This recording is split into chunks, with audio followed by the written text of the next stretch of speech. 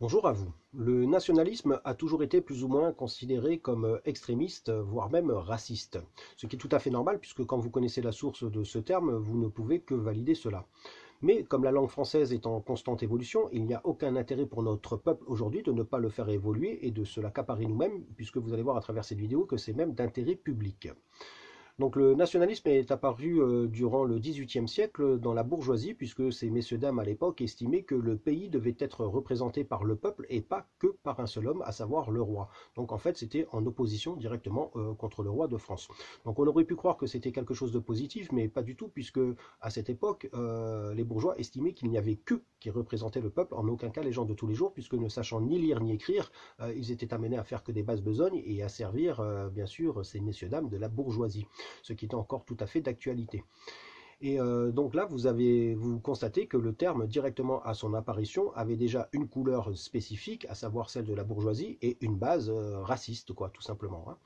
Ensuite, au XIXe siècle, ce sont les partis politiques qui se sont accaparés ce terme, puisque au XIXe siècle, avec toutes les péripéties qu'il y avait entre les peuples, bien sûr, les politiques savaient très bien qu'il y avait bien sûr ce sentiment nationaliste dans notre pays. Mais à partir du moment où la politique a mis son grain de sel, le nationalisme s'est rentré directement en opposition contre les autres nations et les autres peuples. Donc là, effectivement, c'est devenu quelque chose de 100% raciste, hein.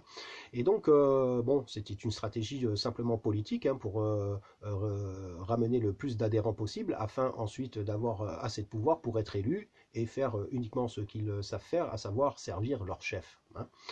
Et donc aujourd'hui, on peut changer ce terme, puisque vous avez vu que déjà en un siècle, il avait deux couleurs différentes. La première, celle de la noblesse, et la deuxième, celle de la politique. Certes, avec toujours la même base, le racisme. Or, aujourd'hui, vous allez comprendre qu'il faut absolument s'accaparer ce terme, les peuples, puisque vous n'êtes pas sans savoir que, bien sûr, la dictature capitaliste oligarchique a un programme bien spécifique, à savoir nous imposer l'ordre mondial.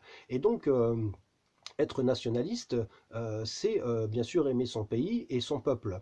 Mais comme vous le savez, ce qu'on dit, c'est que pour aimer les autres, il faut d'abord s'aimer soi-même. Mais c'est donc ça doit marcher également pour les pays. Pour aimer les autres pays, il faut d'abord aimer le sien. Or aujourd'hui, vous êtes tous conscients que c'est la différence qui fait la richesse de l'humanité. Et donc le fait d'être nationaliste, d'aimer son pays et d'aimer son peuple, eh bien, doit absolument nous amener à aimer également les autres pays et les autres peuples, puisque vous devez prendre en compte que le programme d'ordre mondial est assez retardé, parce que justement, il y a des peuples différents, et donc l'oligarchie et leurs pantins que sont les élites doivent adapter leur dictature à chaque pays, ce qui est extrêmement contraignant. Donc là, vous devez absolument prendre en compte que, encore une fois, la différence, c'est la plus grande richesse de l'humanité et qu'il faut absolument la préserver.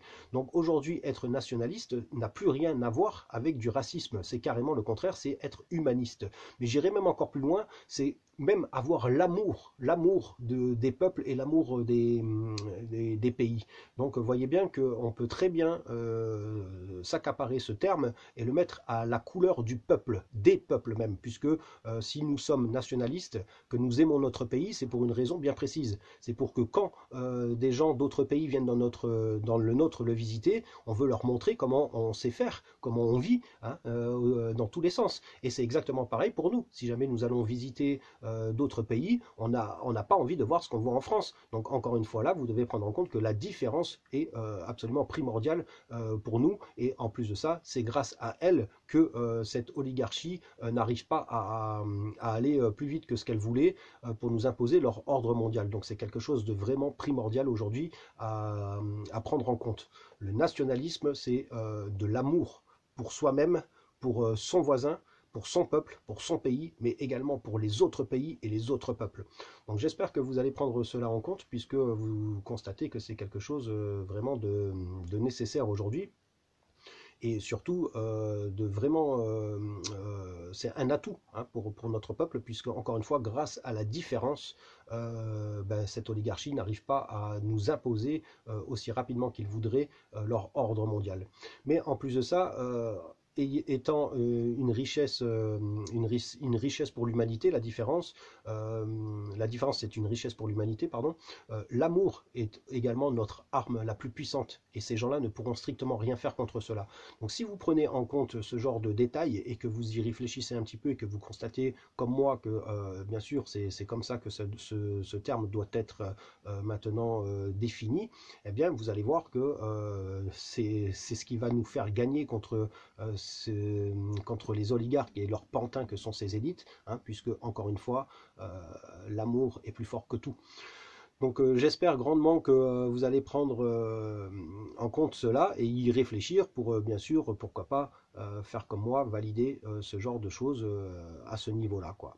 Donc encore une fois, pensez bien que c'est la différence qui fait notre richesse, puisque si jamais nous étions tous pareils, on se ferait vraiment bien chier dans la vie, et puis surtout, on n'arriverait pas à aiguiser d'autant plus nos esprits, hein. Si vous étiez tous comme moi, on se ferait chier dans la vie. Si on était tous comme vous, on se ferait chier également dans la vie. Donc vous voyez bien que la différence, c'est quelque chose de primordial, et il faut absolument cultiver cela, puisque aujourd'hui, c'est contre directement l'ordre mondial que veut nous imposer toutes ces oligarques et autres élites. Et n'oubliez surtout pas que l'amour également est notre arme la plus puissante que nous avons sur cette planète.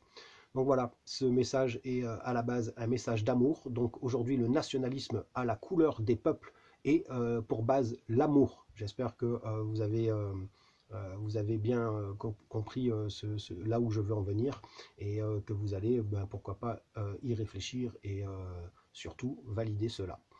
Sur ce, je vous dis force au peuple au pluriel, et gardons espoir, puisque bien sûr, ça aussi c'est quelque chose de primordial. À très bientôt.